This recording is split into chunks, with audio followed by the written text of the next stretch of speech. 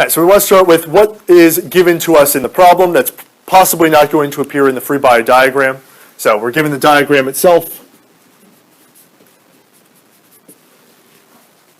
And then what other extra information are we given that might not make its way directly in the diagram, but we need to know?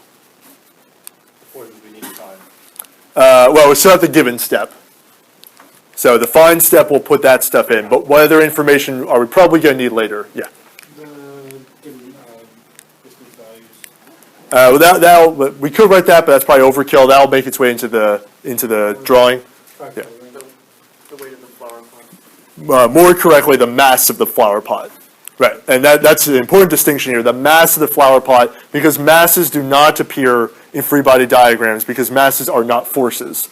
So, right, m equals 5 kilograms, we need to know that, but we'll have to modify that to put it into the free body diagram.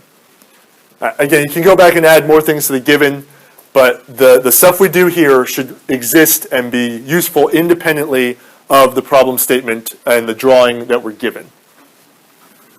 So in this one, it's pretty explicitly given to us, but what are we asked to find in this problem?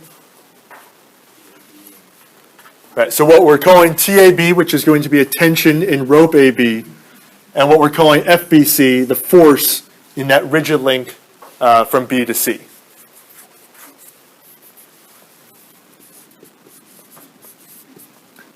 All right, so I'll give you some time to make your free body diagram, but let's at least all be on the same starting point. What's the particle of interest or the object of interest for what that will probably be most useful for what we're looking for in this system? Right, so that point B, where the rope ties to, where the flower pot ties to, and that rigid link is attached to, that point B is where we want to draw the object of interest for our free body diagram. So take a couple minutes and draw the full. So the order doesn't really matter, but what's the first thing you added to it? Yeah. Right, well, that's correct. I guess it'll be easier to draw if we kind of take one step back first. That's so what should we probably add first, just so it's easier to draw? Yeah. Before we even draw forces on. Right, an axis system, a coordinate system is probably going to make it easier. That way we know what directions things are pointing in. So we're not assigned one, so we can make up whatever one we want. So by convention, I'll choose, since it's in my notes, X right and Y up. Okay, you can use whatever you want. This is usually the most convenient. All right, now that we have a coordinate system, it'll be easier to do the rest. So now what did you do? Right, so mg down, we want the weight of the flower pot down. Because again, the free body diagrams are a picture of what is happening to our object. So if our object is that ring at B, the flower pot wants to pull it down. Right? And it's a force down, so like you said, it's mg. So it's not just the 5 kilograms. It's 5 kilograms times gravity, 9.81 meters per second squared. So that's about 49 newtons of force that the flower pot exerts on the ring at B.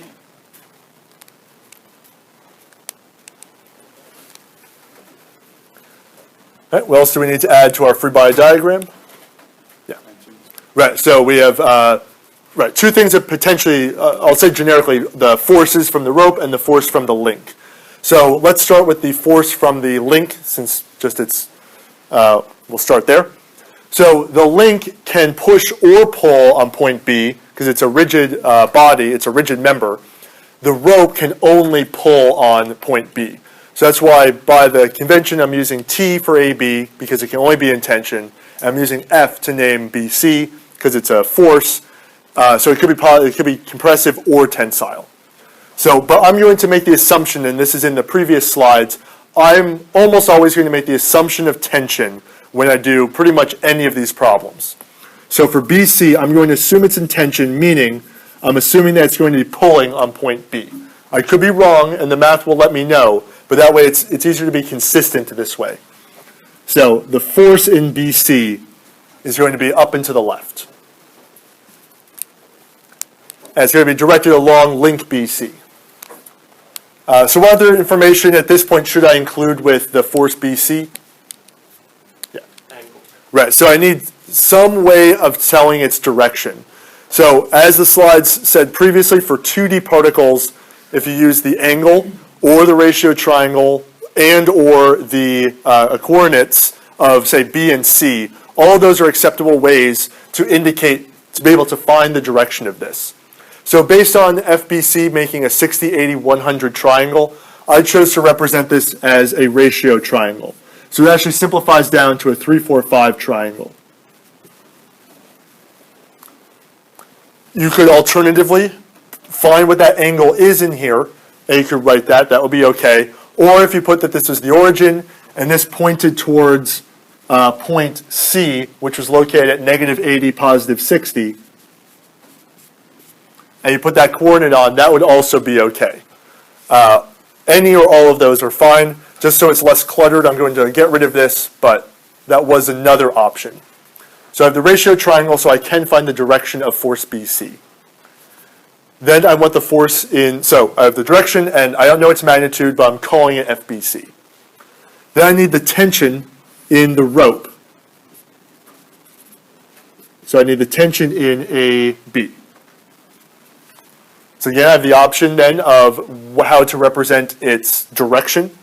I chose to use this angle here measured from the negative x-axis. So I took the arctan of 150 over 80. I got that that angle was 62 degrees. And I did that because the 150 and 80 didn't make a nice ratio triangle, so I might as well have just found the degree measure there. But if you did find what that ratio triangle was, that would be okay. All right, so that is our full free body diagram. We have 3 forces acting on it. Everything has directions, everything's labeled. So this is our full free body diagram. So based on our free body diagram, we can get, since it's in 2 dimensions, these 2 equations, summing the forces in the x and summing forces in the y. All right, so for equation 1, what is our right-hand side of the equation going to be based on how we drew our free body diagram? So for sum of forces in the x direction. Yeah. FBC cosine of the angle for the smaller one. Right, so if you found that angle, it's probably like 37 degrees or something. So I'll base it just on my notes, but if you used the angle, then that's okay too. So in mine, it would be 4/5 FBC, using the ratio triangle there. And then what's missing from this, whether you use the angle or if you use the ratio triangle? Right, so based on our coordinate system, the horizontal component of FBC points to the left, so it's negative according to how we drew x. Right, so that's the component of the force in BC in the x direction. And then what else do we need in this equation? Yeah. Right, so TAB, cosine 62, exactly. Also points to the left. So both of these are negative, and then the weight force is purely in the y, so it does not appear in equation number 1. Yeah. Right, but we're going to say positive things are to the right, negative things to the left. So they're both pointing to the left, so they're both negative here.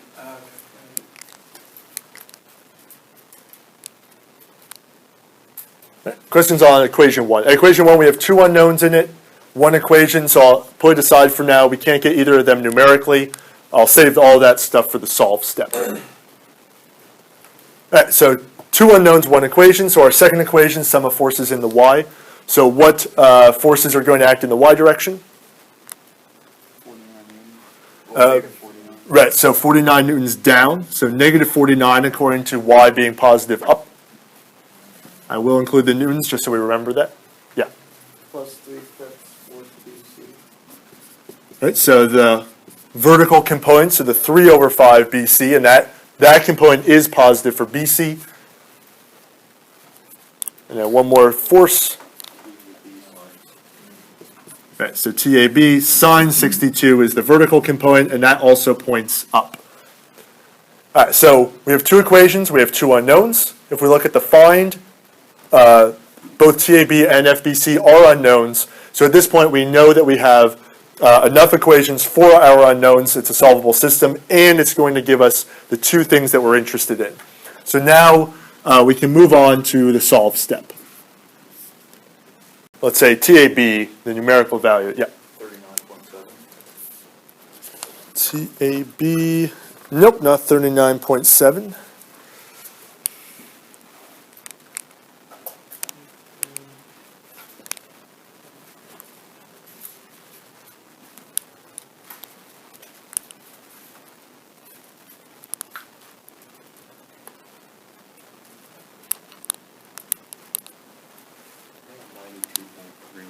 Right, so about 92 you should be getting for the tension in AB. So 92, and specifically newtons.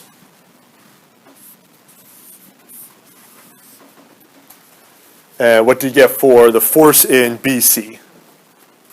Yeah. Right, so my notes I rounded off to 2. I probably should have kept 3. But right, negative 54, you said negative 54.2? All right, so somewhere around there, negative 54 newtons.